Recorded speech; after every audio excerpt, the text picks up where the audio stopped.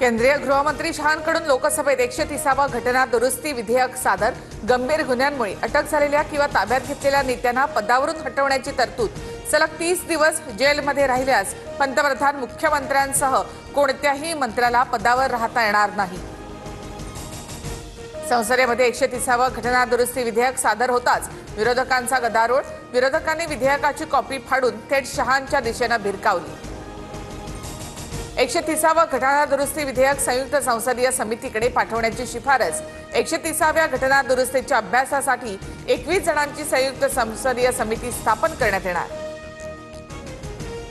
एनडीएचे उमेदवार सीपी राधाकृष्णन यांच्याकडून उपराष्ट्रपती पदासाठी अर्ज दाखल। राधाकृष्णन यांच्यासमोर इंडिया आघाडीच्या बी सुदर्शन रेड्डी यांचं आव्हान। दिल्लीच्या मुख्यमंत्री रेखा गुप्ता यांच्यावर हल्ल्याचा प्रयत्न। जनता दरबाराच्या वेळी दगड फेकून मारण्याचा प्रयत्न। पोलिसांनी हल्लेखोराला ताब्यात घेतलं। हत्येच्या प्रयत्नाचा गुन्हा दाखल।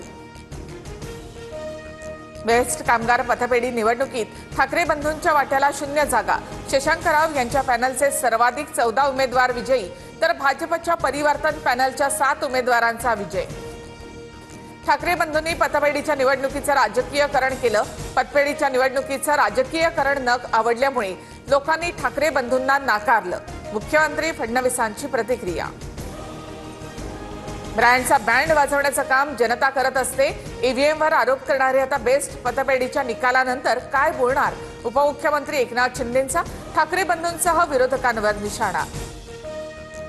ठाकरे ब्रँड कधीच फेल होणार नाही। बेस्ट पतपेढीची निवडणूक ही चाचणी परीक्षा सुद्धा नाही। पराभवानंतर संजय राऊत यांचं वक्तव्य।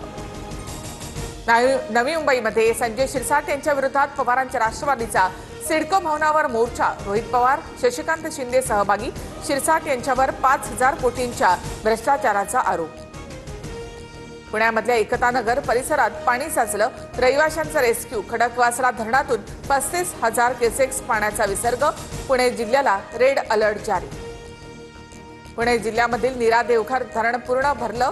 10,000 क्युसेक्सना नीरा नदीमध्ये विसर्ग सुरू। नदीकाठच्या नागरिकांना सतर्कतेचा इशारा। सांगलीमध्ये कृष्णा नदीची पाणी पातळी 36 फुटांवर, तर वारणा नदीचं पाणी पात्राबाहेर पडल्यामुळे नागरिकांना सतर्कतेचा इशारा। मुंबई शहरासह उपनगरात ऑरेंज अलर्ट। हायटाईडमुळे समुद्राला उधाण। नागरिकांनी सतर्क राहावं, प्रशासनाचं आवाहन। वसई आणि नालासोपारा इथे काही भाग अद्यापही पाण्याखाली। मधुबन परिसरासह वसंतनगरी आणि संयुक्त नगरमध्ये कमरे इतकं पाणी साचलं। नागरिकांचे हाल।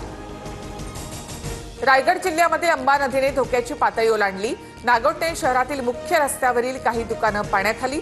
वाढत्या पाण्यामुळे नागरिकांना सतर्कतेचा इशारा। नांदेडच्या मुखेड तालुक्यामधील अतिवृष्टीचा रावणगाव आणि हसनाळ गावाला मोठा फटका। लेंडी नदीला आलेल्या पुरामध्ये अनेक घरं उद्ध्वस्त। जिल्हा परिषद शाळेमध्ये चिखलाचं साम्राज्य। वाशिममध्ये पैनगंगा नदीला पूर। 7 दिवसापासून करडा गोभणी रस्ता बंद। शेती पिकांना मोठा फटका। कृषी मंत्री दत्तात्रय भरणेंकडून नुकसानग्रस्त शेतीची पाहणी। तात्काळ पंचनामे करण्याचे आदेश।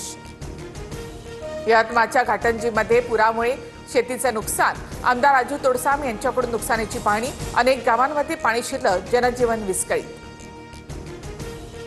पंचगंगा आणि कृष्णा नदीच्या पाणी पातळीमध्ये वाढ। कोयना धरणातून कृष्णा नदीमध्ये 95,000 क्युसेक्स पाण्याचा विसर्ग, तर राधानगरी धरणाच्या 2 स्वयंचलित दरवाजांमधून विसर्ग सुरू।